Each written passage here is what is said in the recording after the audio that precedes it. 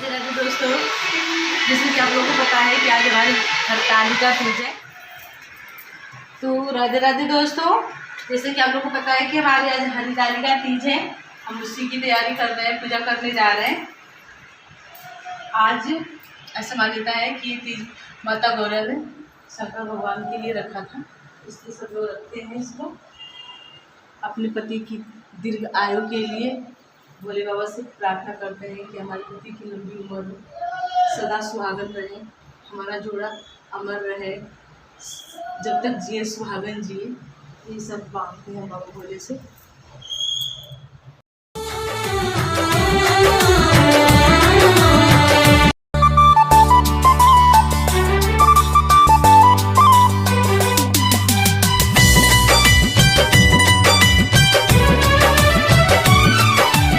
हमारी पूजा की तैयारी चल रही है और हमारे शंकर पार्वती गणेश और कार्तिकेय भगवान जी यहाँ बैठे हुए हैं मंदिर में और हम लोग इनकी पूजा करेंगे। हरियाली तीज पे शंकर भगवान पार्वती जी की पूजा होती है, क्योंकि ये त्यौहार शंकर भगवान और पार्वती जी के लिए ही है। और पार्वती जी ने भी तीज का व्रत रखा था मान्यता के अनुसार, तो इसीलिए आज हरियाली तीज मनाई जाती है। और हमारी तैयारी लगभग हो चुकी है। थोड़ी देर में हम लोग दिया जलाकर कथा पढ़कर माता गौरा की पूजा करेंगे। तो आप भी हमारे साथ बने रहिए और माता रानी की पूजा में शामिल हो ही रहिए हमारे साथ। माता रानी आप सबकी भी मनोकामना पूर्ण करें। इसी प्रार्थना के साथ हम लोग आज के तीज का त्यौहार मना रहे हैं।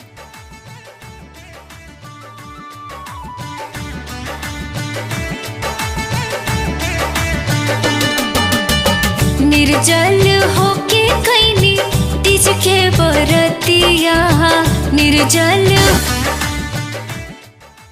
और हमारी तैयारी लगभग हो गई है, बस इंतज़ार है जल्दी से पूजा का।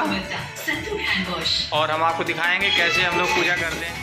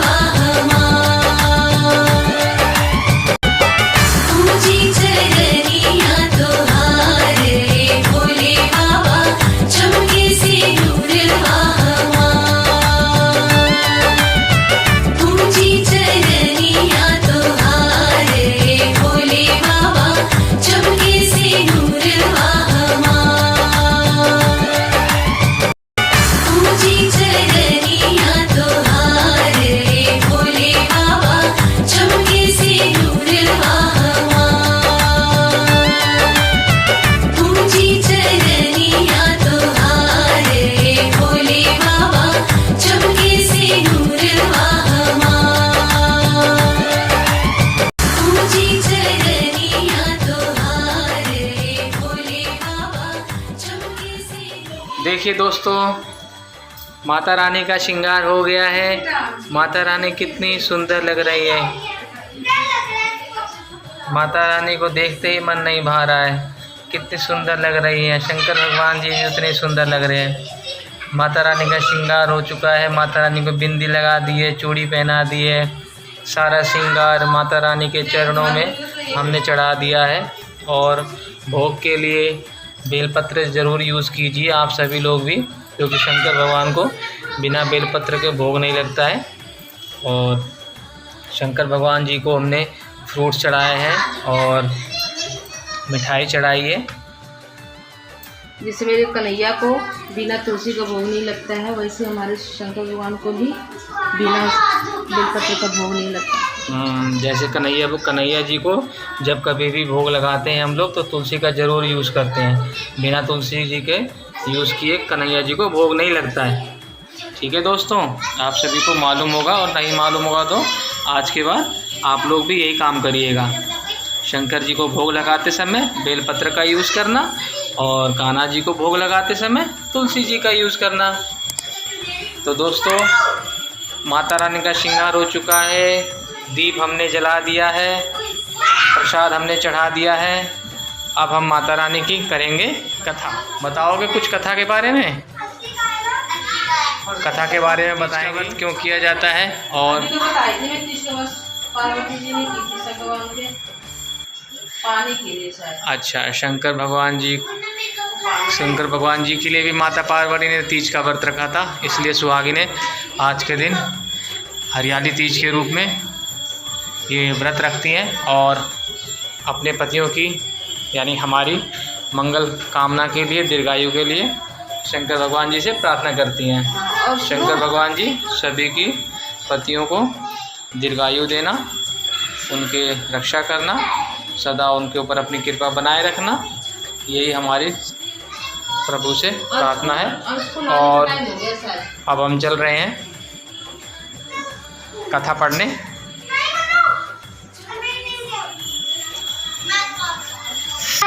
ये देखो, ये हमारे घर में सारे के सारे बच्चे आए हुए हैं। ये ईशु है, ये ईशु है। हाथ, ईशु कौन है? हाथ ऊपर करो। ये गुनगुन है, और क्या नाम है? अवनी। ये अवनी है। ये तीनों बच्चे भी मिलके हमारे साथ करेंगे माता रानी की पूजा। बोलो तीज मैया की जय, शंकर भगवान की जय, कृष्ण कन्हैया की। शंकर भगवान का डमरू बाजे डम डम डम, भोला नाचे छम छम छम। बैठ जाओ बेटा, इधर हवा में, हवा में।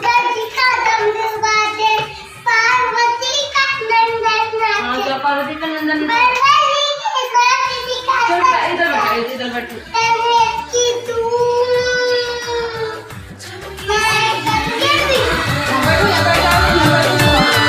अब हम कथा पढ़ेंगे और कथा पढ़ने के बाद सबको प्रसाद देंगे, है ना। जो जो कथा आराम से सुनेगा उसको अच्छा प्रसाद मिलेगा। ये बोले ना, जैसे माता पार्वती के सुहाग को अमर किया, वैसे हमारे भी सुहाग को अमर करना। दुख तकलीफ रोग दोष सब कुछ दूर करना, गंदी नज़र बुरी नज़र जो भी हो अराय बताएं सब दूर करना, कृपा बनाए रखना, सदा सुहागन। तो दोस्तों, अब हम लोग कथा पढ़ने जा रहे हैं और कथा पढ़ के बाद आपको इसके बारे में बताएंगे। तो हेलो गाइस, आपने देखा कि हमने हरिता हो गई और आरती भी हो गई भगवान की, हमने भोग भी लगा दिया, सब कुछ कर दिया। तो इसमें एक और विधान है कि कहता है ना कि इसमें भगवान को रात में थोड़ा जप के कीर्तन भजन भी करना चाहिए। तो हम लोग आज रात में कीर्तन भजन भी करेंगे, उसकी वीडियो में डालूंगी आप लोगों को एक बार जरूर।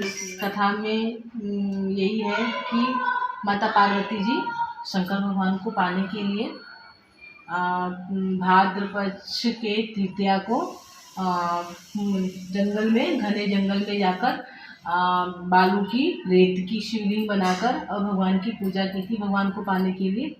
तो इसलिए इस व्रत को हम लोग भी करते हैं।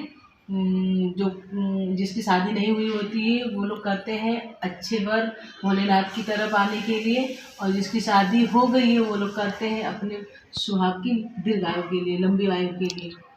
और इस तीज का नाम हरितालिका तीज क्यों पड़ा? इस तीज का नाम हरितालिका तीज इसलिए पड़ा क्योंकि जब पार्वती को पता चला कि उनके पिता उनकी शादी किसी और से कर रहे हैं तो उन्हें बहुत दुख हुआ। हाँ, विष्णु भगवान से कर रहे हैं तो उनको बहुत दुख हुआ। वो अपनी सहेली के पास भाग के गई और रोने लगी और कहने लगी कि मैं जीवित नहीं रह पाऊंगी, मैं तो जब शादी करूंगी जब भोलेनाथ से ही करूंगी। तो उनकी सहेली ने उन्हें एक उपाय बताया कि एक घना जंगल है, चलो वहाँ पे लेके तुमको चलते हैं। सहेली जो थी वो उनको पार्वती जी को लेकर घने जंगल में गई और वहाँ पे जाके भगवान भोलेनाथ का, जैसे कि आप लोगों को बताया, कि पूजा अर्चना की थी। इसलिए कहते हैं कि उनकी सखी ने उनको हर के ले गई थी, इसलिए इस तीज का नाम हरितालिका तीज पड़ा। बाद में भोलेनाथ जी प्रकट हुए थे और माता जी को आशीर्वाद दिए थे कि हाँ, जो आपकी मनोकामना है वो पूर्ण होगी। जैसे माता की मनोकामना पूर्ण हुई बाद में चल के हम सबकी मनोकामना भोलेनाथ पूरी करते हैं। बाद में उनके पिताजी हिमालय ने राजी भी हो गए और शादी हो गई, जैसे सबको पता है, दुनिया को पता है। तो यही है इस कथा में। जैसे मुझे आती थी मैंने उसे बताया, जो भी गलती हो त्रुटियाँ हो उसके लिए क्षमा हो। हम इतने ज्ञानी नहीं हैं कि वो कर पाए। बाकी हर हर महादेव। जय शिव शंभू, हर हर महादेव। और दोस्तों अब थोड़ी देर पूजा वूजा हो गई है और कैसे शंकर भगवान जी का पार्वती जी से विवाह हुआ और पार्वती जी ने शंकर भगवान जी को कैसे पाया आपको अभी बताया सुमन ने। और इसके बाद अब हम लोग थोड़ी देर कीर्तन करेंगे और कीर्तन की आगे हमारे साथ बने रहिए, हमारा कीर्तन भजन कीर्तन सुनने के लिए।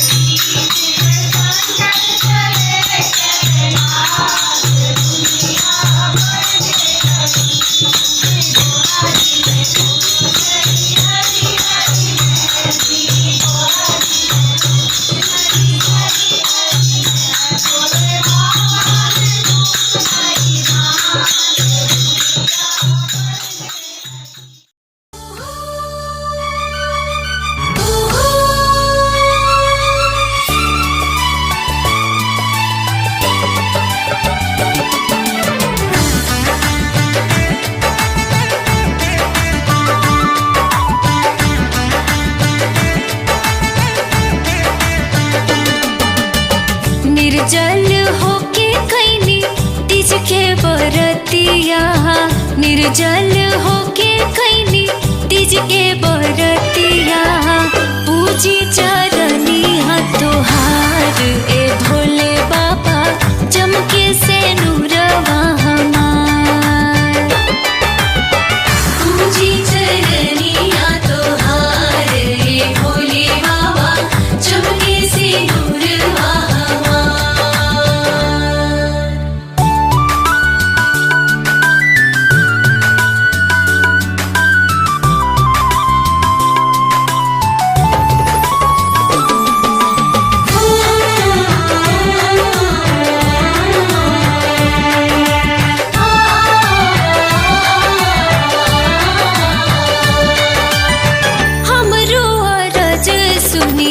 पार्वती माई सैया पर हे हसहाय हो।